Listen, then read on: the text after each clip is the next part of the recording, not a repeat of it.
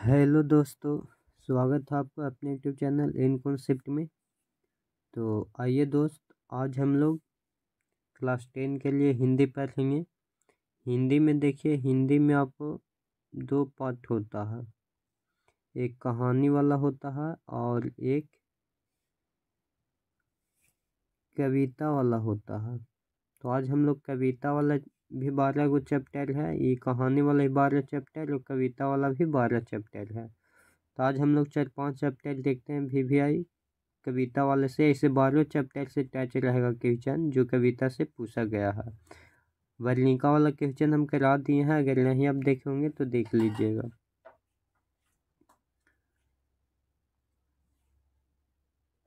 देखिए यहाँ पे सबसे पहला क्वेश्चन है कि आशा दीवार किस कवि की रचना है। कविता में कवि लिखा जाता है और कहानी में लेखक। तो आशा दीवार किस कवि की रचना है बताइए। आशा दीवार हो जाएंगे गुरु नानक के। आशा दीवार किसका हो जाएंगे? आशा दीवार गुरु नानक के हो जाएंगे। अगला है गुरु नानक पंजाब के अलावे और किस भाषा में कविताएं लिखें। तो ये हिंदी भाषा में। गुरु नानक के अलावा गुरु नानक पंजाबी के अलावे और किस भाषा में कविताएं लिखे? तो हिंदी में। किसके बिना प्राणी को मुक्ति नहीं मिलती है? तो देखिए गुरु ज्ञान के बिना। ऑप्शन में आपको दिया गया 2021 के क्वेश्चन है कि किसके बिना प्राणी को मुक्ति नहीं मिलती है। मूर्ति पूजा के बिना, कर्मकांड के बिना, तीर्थयात्री के बिना, गुरु ज्ञान के बिना। आइए अगला क्वेश्चन है कि गुरु नानक किस मार्ग के कवि हैं। गुरु नानक के बारे में पूछेगा दोस्त, तो ये निर्गुण भक्ति मार्ग के हैं। गुरु नानक किस मार्ग के कवि हैं? तो निर्गुण भक्ति मार्ग के। गुरु नानक ने किस धर्म का परिवर्तन किया? तो गुरु नानक ने सिख धर्म का परिवर्तन किया। कौन धर्म के दोस्त? सिख धर्म का। गुरु नानक की पत्नी के नाम क्या था? तो गुरु नानक के पत्नी के नाम सुलक्षणी है। गुरु नानक किस भक्ति धारा के कवि हैं? तो निर्गुण भक्ति धारा के। कौन सा भक्ति धारा के? निर्गुण भक्ति धारा के। गुरु नानक का जन्म लाहौर के किस ग्राम में हुआ? तो तलवंडी ग्राम में हुआ था। अगला है राम बिनु बिरथे जग जन्म। यह पंक्ति है तो यह गुरु नानक की है। रहीरास किसकी रचना है? तो रहीरास गुरु नानक की रचना है। वाणी का विष के समान हो जाता है। देखिए 2018-2022 में भी क्वेश्चन आया है। तो वाणी का विष के समान हो जाती है राम नाम के बिना। गुरु नानक की रचनाओं के संग्रह किसने किया? तो गुरु अर्जुन देव। ये कितने गुरु थे? 5वें गुरु है। सिखों धर्म के 5वां गुरु। ननकाना साहब अब कहाँ है? तो ननकाना साहब अब पाकिस्तान में है। संप्रदाय कृष्ण भक्त कवि कौन थे? तो ये रसखान। रसखान का रचना काल था जहांगीर का शासनकाल। सवैया एवं संत के सिद्ध कवि थे तो रसखान। प्रिय सैनी श्री राधिका शीर्षक कविता में कवि ने मालिन मालिन किसे कहा है? तो राधा कृष्ण को। इन मुसलमान हरिजन पे कुटिन हिंदू वार्य किसने कहा था? रसखान ने। रसखान की कृति है तो रसखान के प्रेम वाटिका। रसखान दिल्ली से कहाँ चले गए? तो ब्रजभूमि गए थे। दिल्ली से कहाँ? ब्रजभूमि। रसखान किस विषय में सिद्ध थे? तो सवैया संत में। सुजान रसखान किसकी रचना है? तो सुजान रसखान की है। कवि रसखान किस राजवंश में उत्पन्न हुए थे? तो ये पठान राजवंश में। प्रीतम नंदी न किशोर जा दिन में ते नैनी लगाए, मन पवन चितचोर पला को ते नहीं कर सको। यह पंक्ति किस कविता से है? तो प्रेम श्री राधिका। कवि रसखान किसके परम भक्त हैं? तो कृष्ण के। प्रेम श्री राधिका शीर्षक संत किस ग्रंथ से संकलित है? तो रसखान रचनावली से। वियोग में साचा प्रेमी जो वेदना सहता है, उसके चित्त में जो विभिन्न तरंगे उठती है का चित्रण किया गया है, घनानंद ने किया है। अति शुद्ध हंसने को मार्ग है, घनानंद ने। असर्ज्ञा नवनामिका, मेरे बिना तुम प्रभु, लीलन मारिया रील के।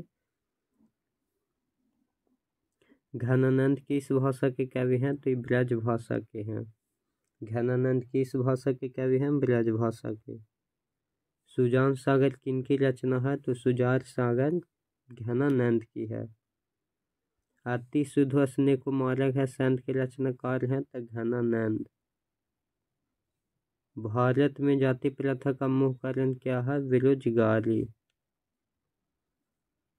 मानव मुक्ति के पुरोधा किसे कहा गया है, तो भीमराव अम्बेडकर को। जाति प्रथा स्वाभाविक विभाजन नहीं है, क्यों, रुचि पर आधारित नहीं होने के कारण। बाबा साहेब अम्बेडकर का जन्म किस राज्य में हुआ था, तो मध्य प्रदेश में। बाबा साहेब अम्बेडकर का जन्म कब हुआ था, 14 अप्रैल 1891 में महू मध्य प्रदेश में हुआ था। श्रम विभाजन और जाति प्रथा के लेखक कौन हैं, तो श्रम विभाजन और जाति प्रथा के लेखक भीमराव अम्बेडकर हैं। आदर्श समाज स्वतंत्र समानता भातृत्व पर आधारित होगा, किसने कहा, भीमराव अम्बेडकर ने। भारत में बेरोजगारी का मुख्य कारण है जाति प्रथा। भारत में बेरोजगारी का एक प्रमुख व प्रत्यक्ष कारण क्या है, जाति प्रथा। आधुनिक सब समाज श्रम विभाजन को आवश्यक क्यों मानता है, कार्यकुशलता के लिए। श्रम विभाजन और जाति प्रथा पाठ बाबा साहेब के किस भाषण का संपादित अंश है, तो एनिहिलेशन ऑफ कास्ट।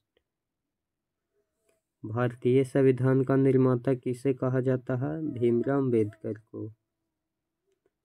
20 के दांत शीर्षक पाठ की विद्या है तक कहानी। मदन के लिए क्या खाना मामूली बात थी, तो मार। नलिन बिलोचन शर्मा द्वारा लिखित कहानी निम्न में से कौन सा है, 20 के दांत। 20 के दांत कहानी के रचयिता कौन है, नलिन बिलोचन शर्मा। सीमा रजनी आलू से फाली आरती पालू किसके बहनी थी, तो खोखा के। खोखा के दांत किसने तोड़े, मदन के। वो तोड़ दिया था, 2 नलिन बिलोचन शर्मा के जन्म कब हुआ था, 1916 में। सेन साहब के कार की कीमत है 7,500। सेन साहब की आंखों का तारा है, तो खोखा।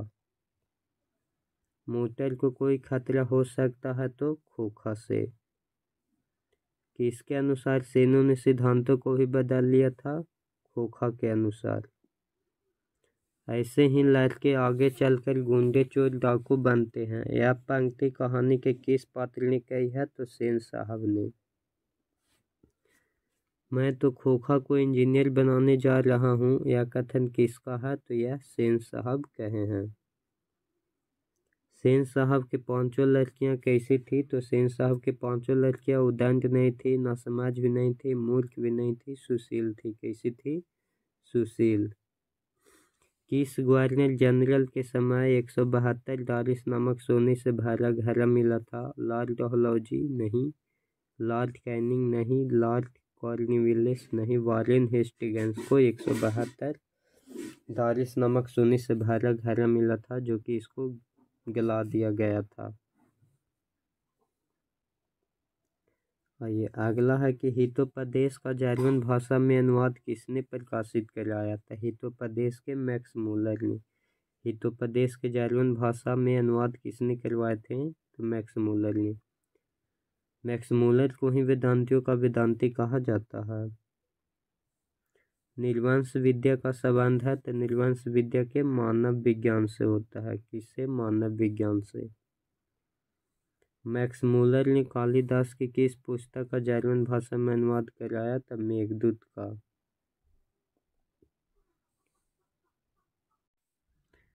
आइए दोस्त अगला क्वेश्चन हम लोग क्या आएगा। हिंदुस्तानी नाम सुनी अब संकुची लजात, भारतीय सब वस्तु ही सोए हाय, घिनात। यह पंक्ति किस कविता से है? तो यह स्वदेशी से लिया गया है। प्रयाग रामागमन शीर्षक नाटक किसकी रचना है?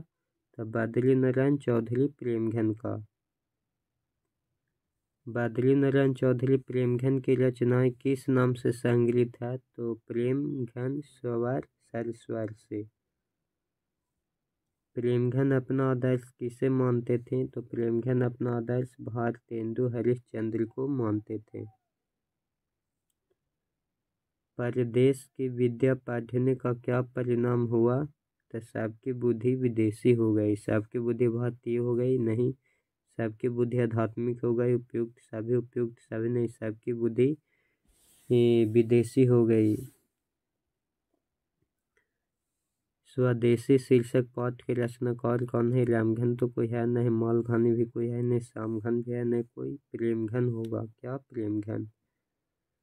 हिंदुस्तानी नाम सुनी सुनिया वे संकुची लजात पंक्ति किस कविता से उद्धृत है? भारत माता नहीं। हिंदुस्तानी नाम सुनी जनतंत्र के जन्म असर ज्ञान स्वदेशी।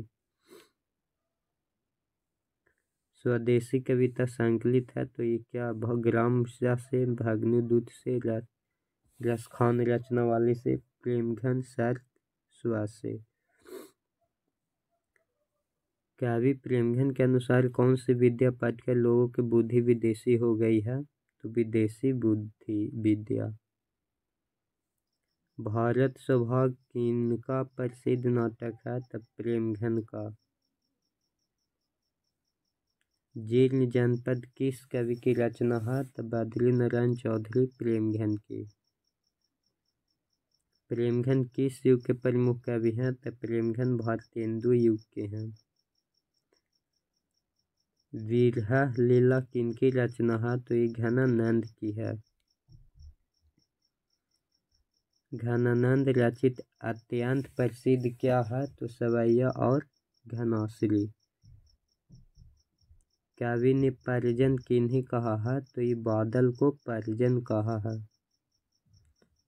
अति शुद्ध स्नेह को मार्ग है जहाँ नेको से आन बाक नहीं। यह पंक्ति किस कवि की है? तो घनानंद की। घनानंद कवि हैं तो ये रीति मुक्ति के कवि हैं। मुँह अंशुवाहिनी ले वर्षो कौन कहते हैं? तो ये घनानंद कहते हैं। घनानंद किनके सैनिकों द्वारा मारे गए थे? तो ये नादिर शाह के सैनिक द्वारा। चलिए इसके आगे हम लोग देखेंगे कि घनानंद किसके सैनिकों द्वारा मारे गए थे? तो ये नादिर शाह के सैनिक द्वारा मारे गए थे। अगला क्वेश्चन है नादिर शाह ने किस कवि का वध किया? तो नादिर शाह ने घनानंद कवि का वध किया था। प्रेमघन जी किस युग के महत्वपूर्ण कवि थे? तो ये भारतेंदु युग के हैं।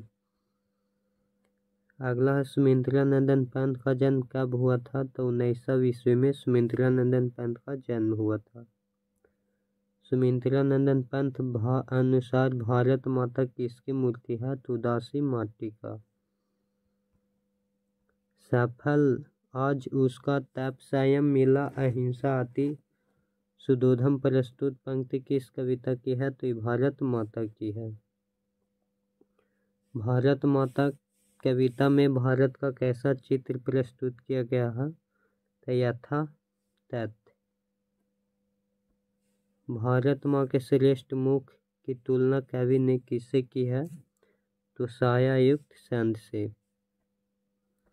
युगवाणी किसकी काव्य कृति है? तो सुमिंद्रानंदन पंत की।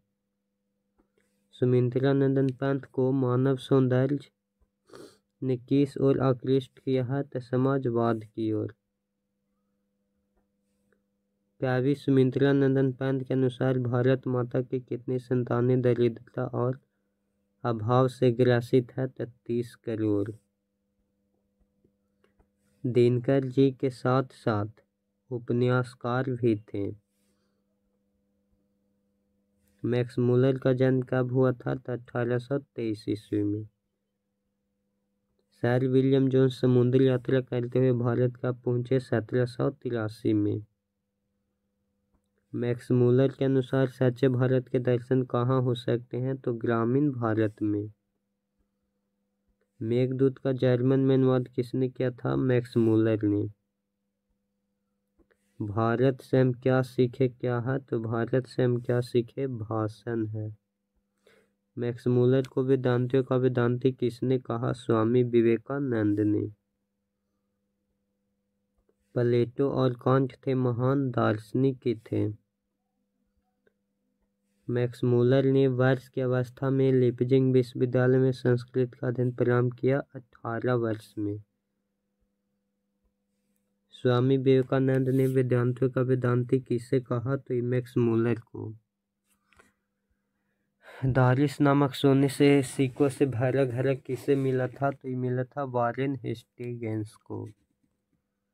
किसके अध्ययन के क्षेत्र में भारत के कारण नवजीवन का संचार हो चुका, नीति का था। यूनान व रोम संपूर्ण साहित्य से कहीं अधिक विशाल है, संस्कृत भाषा और साहित्य।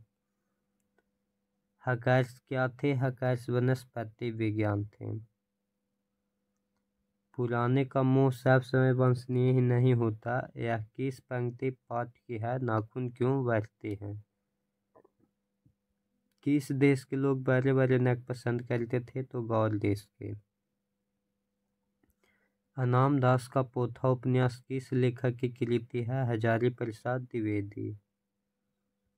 हजारी प्रसाद द्विवेदी ने निर्जल अपराधी किसे कहा है, तो नाखून को। किसने कहा था कि सब पुराने ऐसे नहीं होते और सब नए खराब नहीं होते, कालिदास। दधीची की हड्डी से क्या बना था, तो दधीची की हड्डी से इंद्र का ब्रज बना था। द्विवेदी जी से किसने पूछा था नाखून क्यों बढ़ते हैं, तो लड़की ने, छोटी लड़की ने। ललित निबंध है, ललित निबंध नाखून क्यों बढ़ते हैं। हजारी प्रसाद द्विवेदी द्वारा रचित पाठ है, नाखून क्यों बढ़ते हैं। नाखून प्रतीक है, तो पांचवी वृत्ति के प्रतीक होता है। लेखक के अनुसार मनुष्य के नाखून किसके जीवन का प्रतीक है, तो पांचवी वृत्ति के। हजारी प्रसाद द्विवेदी का जन्म कब हुआ, 1907 में। सहजात वृत्तियां किसे कहते हैं, तो अनजान स्मृतियों को। नाखूनों का बढ़ना किसका परिणाम है, तो मनुष्य की अंध सहजात वृत्ति का। आलोक पर्व शीर्षक निबंध संग्रह किसकी रचना है, हजारी प्रसाद द्विवेदी। आदमी के नाखून क्यों बढ़ते हैं, यह प्रश्न लेखक से किसने किया, छोटी लड़की ने। सूर्य नामक पुस्तक किनकी रचना है, गुणाकर मूल्य के।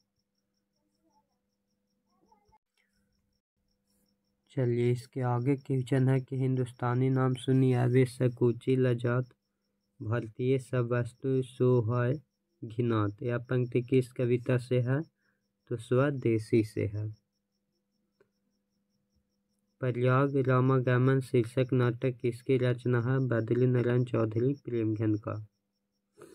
बद्री नारायण चौधरी प्रेमघन की रचनाएं किस नाम से संग्रहित है, तो प्रेमघन सर्व स्वासे। प्रेमघन अपना आदर्श किसे मानते थे, तो भारतेंदु हरिश्चंद्र को। परदेश की विद्या पढ़ने से क्या परिणाम हुआ, तो सबकी विदेशी बुद्धि हो गई। स्वदेशी शीर्षक पाठ के रचनाकार हैं प्रेमघन। हिंदुस्तानी नाम सुनिए संकुच लजात की इस पंक्ति से उद्धृत है, स्वदेशी से। स्वदेशी कविता संकलित है, तो प्रेमघन सर्व स्व से। कवि प्रेमघन के अनुसार कौन सी विद्या पढ़ के लोगों को बुद्धि विदेशी हो गई है, तो विदेशी विद्या। भारत स्वभाव किनका प्रसिद्ध नाटक है, तो प्रेमघन का। जील जनपद किस कवि की रचना है, बद्री नारायण चौधरी प्रेमघन की। प्रेमघन किस युग के प्रमुख कवि हैं, भारतेंदु युग के। विरह लीला किनकी रचना है, घनानंद का। घनानंद रचित अत्यंत प्रसिद्ध क्या है, सवैया और घनाश्री। कवि ने परिजन किन्हें कहा है? तो बादल के। अति सुधो स्नेह को मार्ग है जहाँ नेकु सप सया नप बाक नहीं। यह पंक्ति किस कवि की है? घनानंद की। घनानंद कवि हैं, लिखते मुक्त की। मुँह सुबानी ले वर्षो कौन कहते हैं? घनानंद। देखिए क्वेश्चन का दो रिपीट होगा तो उसे टेंशन नहीं लेना है। घनानंद किनके सैनिकों द्वारा मारे गए हैं? तो नादिर शाह। नादिर शाह ने किस कवि का वध किया? घनानंद का। सर्दियों की ठंडी बुझी राख सुगबुगा उठी मिट्टी सोने की ताज पहन इठलाती है किस कविता की है? जनतंत्र का जन्म। रामधारी से दिनकर कहाँ के रहने वाले थे? बिहार के। जनतंत्र का जन्म शीर्षक कविता का क्या नाम है? रामधारी से दिनकर। दिनकर को ज्ञानपीठ पुरस्कार किस रचना पर मिला? उर्वशी। रामधारी से दिनकर का जन्म किस जिले में हुआ? बेगूसराय। रामधारी से दिनकर द्वारा रचित पाठ है जनतंत्र का जन्म। मट्टी के बोध मूर्ति कौन है? तो जनता। सिंहासन खाली करो कि जनता। सिंहासन खाली करो कि जनता किस कविता की पंक्ति है? जनतंत्र का जन्म। कवि दिनकर के अनुसार कौन सोन का ताज पहनकर इठलाती है? तो देश की मिट्टी। दिनकर के काव्य मूल स्वर क्या है? ओज एवं राष्ट्रीय चेतना। कवि दिनकर किसके लिए सिंहासन खाली करने की बात करते हैं? तो जनता के लिए। उगते हुए सूरज का देश किसे कहा जाता है? जापान को। नदी के द्वीप किस कवि की रचना है? सचिनानंद हीरानंद वैत्स्यन अगेन। हिरोशिमा किस देश में है? तो ये जापान में है। तार सप्ताह के सांप्रदायिक प्रयोगवादी कवि हैं? अगेन। दुर्दांत मानवीय विभीषिका का चित्रण करने वाली कविता है हिरोशिमा। हिंदी कविता में प्रयोगवाद का सूत्रपात किया? अगेन ने। द्वितीय विश्व युद्ध में परमाणु बम पर गिराया गया? जापान पर। अगेन के पूरा नाम? अगेन के पूरा नाम सचिनानंद हीरानंद वैत्स्यन अगेन। अगेन का जन्म कब हुआ था? 1911 में। हिरोशिमा कविता किसका चित्रण करती है? आधुनिक सभ्यता की दुर्दायी मानवीय विभीषिका का। सचिनानंद हीरानंद वैत्स्यन अगेन के पिता के नाम क्या था? डॉक्टर हीरानंद शास्त्री। धूप बरसी पर अंतरिक्ष में नहीं फटी मिट्टी से। शेखर एक जीवनी उपन्यास किसकी रचना है? सचिनानंद हीरानंद वैत्स्यन अगेन। एक वृक्ष की हत्या शीर्षक कविता में वृक्ष की सूखी डाली किसकी तरह है? राइफल की तरह। एक वृक्ष की हत्या किस कविता संग्रह संकलित है? इन दिनों से। कुंवर नारायण कवि हैं नगर संवेदना के। दूर से ही ललकारता कौन मैं जवाब देता दोस्त पंक्ति किस पाठ से है? एक वृक्ष की हत्या। एक वृक्ष की हत्या कविता में कवि शहर को किससे बचाने की बात करता है? तो नादिरों से। चक्रव्यूह किनकी रचना है? तो कुंवर नारायण की। नेवारी भाषाएं किस लिपि में लिखी जाती है? देवनागरी में। भारतीय लिपियों की कहानी पुस्तक के रचयिता कौन है? तो गुणाकर मूल्य। हिंदी तथा इसकी विविध बोलियां किस लिपि में लिखी जाती है? देवनागरी में। नागरी लिपि के लेखक गुणाकर मूल्य। हिंदी भाषा की लिपि क्या है? देवनागरी। दोहा कोश किसकी रचना है? सरहापाद की। रामायण की रचना किस भाषा में है? संस्कृत में। नागरी लिपि शीर्षक पाठ सहित कौन सी विद्या है? निबंध। तमिल मलयालम तेलुगु कन्नड़ भाषाएं हैं दक्षिण भारत की। निबंध के लेखक हैं गुणाकर मूल्य। हिंदी के आदि कवि हैं सरहापाद। हिंदी लिखी जाती है देवनागरी लिपि में। 12वीं सदी केरल के शासकों के सिखों पर वीर के लहसे जिसे शब्द लिपि में अंकित है देवनागरी में। ईसा के 14वीं सदी के विजयनगर के शासकों ने अपनी लेखों लिपि को कहा है नंदी नागरी। उत्तर भारत से नागरी लिपि लेख कब से मिलने लगे हैं? 9वीं सदी से। नागरी लिपि का आरंभिक लेख हमें कहाँ से मिले हैं? दक्षिण भारत। बेतमा दानपत्र का समय है तो 10-20। हिंदी तथा इसकी विविध बोलियां किस में लिखी जाती है? देवनागरी में। विजयनगर के शासकों के लेख किस लिपि में है? तो नंदी नागरी लिपि में। परमार शासक भोज कहाँ के रहने वाले थे? धारा नगरी के। बहादुर शीर्षक कहानी की निर्मला कौन थी? लेखक की पत्नी। जिंदगी और योग किस लेखक की रचना है? तो अमरकांत का। बहादुर को क्या लेकर आया था? बहादुर को कौन लेकर आया था? लेखक के साला। लेखक अमरकांत ने हाई स्कूल की शिक्षा कहाँ से प्राप्त की? बलिया से। बहादुर कहाँ से भागकर आया था? तो नेपाल से। बहादुर शीर्षक कहानी में किशोर कौन था? लेखक का पुत्र। बहादुर का पूरा नाम क्या है? दिल बहादुर। बहादुर अपने घर से क्यों भागा? माँ के मार के कारण। अमरकांत लिखित कहानी का नाम है बहादुर। बहादुर का बाप कहाँ मारा गया था? युद्ध में। चलिए इसके आगे क्वेश्चन है, हमारी नींद शीर्षक कविता में नींद किसका प्रतीक है? तो आलस का। हमारी नींद कविता कहाँ से ली गई है? तो दुष्चरक में शस्त्रा से। बीरेन डंगवाल को किस कृति के लिए साहित्य अकादमी पुरस्कार मिला? तो दुष्चरक में स्पष्टता। गरीब बस्तियों में क्या हुआ? तो धमाके से देवी जागरण। कवि बीरेन डंगवाल के अनुसार जीवन में महत्वपूर्ण क्या है? संघर्ष। असर कविता में किस मनोवैज्ञानिक आधार लिया गया? बाल मनोवैज्ञानिक। कवित्री अनामिका के अनुसार चौखट में क्या नहीं अटता है? तो क्या। कवित्री अनामिका का जन्म कब हुआ? 1961 में। सृष्टि के विकास कथा का प्रथम सार क्या है? तो विफलता पर चल के आंसू। कवित्री अनामिका के पिता के नाम क्या था? श्यामनंदन किशोर। घरे सलुधाकता उसका घा किस पर आकर थम जाता है? तो आंगरा पर। विजासर शीर्षक काव्य संकलन किसकी रचना है? अनामिका के। लौट कर आऊँगा फिर पाठ के कवि कहाँ लौटने की बात करते हैं? तो बंगाल।